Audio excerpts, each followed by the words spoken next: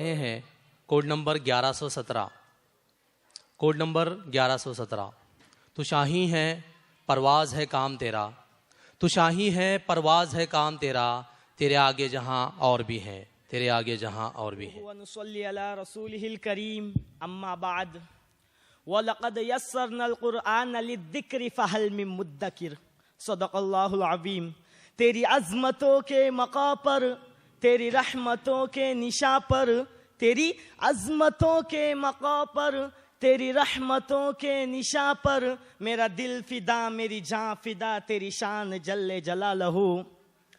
اپنے من میں ڈوب کر پا جا سراغ زندگی، اپنے من میں ڈوب کر پا جا سراغ زندگی، تو اگر میرا نہیں بنتا نہ بن، اپنا تو بن۔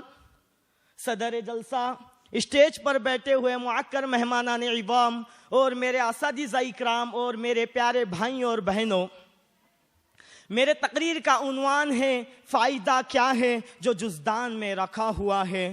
میرے پیارے بھائیوں اور بہنوں، ان ھذا القرآن یہدی للتی ہی اقوم، وہ قرآن کی تاریخ اور اس کے اثرات جو صحابہ میں منتقل ہوئے، پیغام قرآن کو لے کر دنیا کو انہوں نے فتح اور ہر جگہ بلندی، بڑائی اور کامیابی نصیب ہوئی۔ بادشاہ جن کے سامنے سرگوں ہو گئے، پہاڑ دریا سمندر کی موجیں جن کی غلام بن گئی۔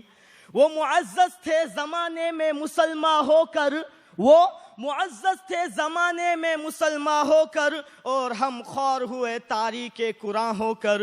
میرے پیارے بھائیوں اور بہنوں، میں آپ کو اس چیز کی طرف متوجہ کرنا چاہتا ہوں، قرآن مجید اللہ رب العالمین کا وہ پیغام ہے جو انسان کو انسان کی غلامی اور زیب و زینت سے دلوں کو ہٹا کر اللہ سے ملانے کے لیے آیا تھا۔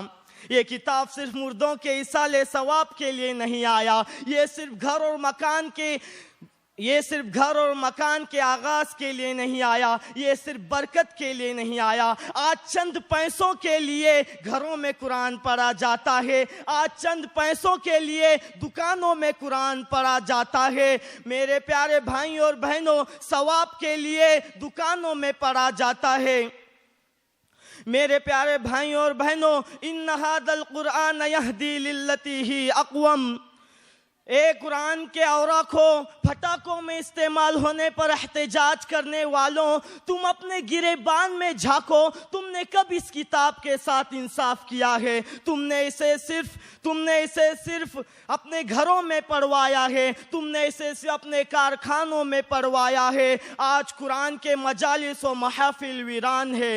قرآن کو چومتا رہا ظالم تمام عمر، قرآن کو چومتا رہا ظالم تمام عمر، لیکن اس سے کوئی نصیحت نہ پا سکا۔ میرے پیارے بھائیوں اور بہنوں، قرآن سے پوچھو اس کی تاریخ، قرآن ہر سوال کا جواب دیتا ہے۔ قرآن سے پوچھو تیرا نام کیا ہے، قرآن کہتا ہے بل ہوا قرآن مجید۔ قرآن سے پوچھو تو کہاں رہا، قرآن کہتا ہے فی لوح محفوظ۔ قرآن سے پوچھو تو کس شہر میں آیا، قرآن کہتا ہے وَهَذَا الْبَلَدِ الْأَمِينَ۔ قرآن سے پوچھو تو کس مہینے میں آیا، قرآن کہتا ہے شہر رمضان الذی انزل فیہ القرآن۔ قرآن سے پوچھو تو کس پر اترا، قرآن کہتا ہے نزل علی محمد۔ قرآن سے پوچھو تجھے کس نے لایا، قرآن کہتا ہے نزل بہ الروح الامین۔ قرآن سے پوچھو تجھے کس نے بھیجا، قرآن کہتا ہے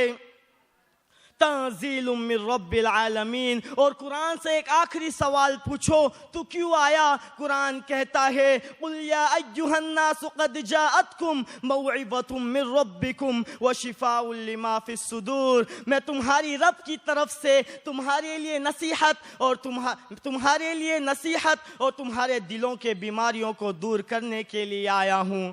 میرے پیارے بھائیوں اور بہنوں، آج ہم نے اس کتاب کو بھلا دیا تو خدا نے ہمیں بھلا دیا۔ میرے پیارے بھائیوں اور بہنوں، اگر گھر میں سکون چاہتے ہو تو قرآن کے پیغام کو اپنا لو، کاروبار میں سکون چاہتے ہو تو قرآن کے پیغام کو اپنا لو، دلوں میں سکون چاہتے ہو تو قرآن کے پیغام کو اپنا لو، ملک سے امن و شانتی چاہتے ہو تو اپنے پیغام قرآن کے پیغام کو اپنا لو، اپنے دلوں میں سکون چاہتے ہو تو قرآن کے پیغام کو اپنا لو۔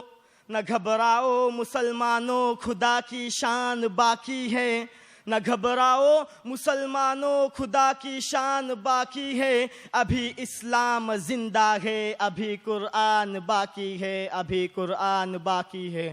وآخر دعوانا الحمدللہ رب العالمین۔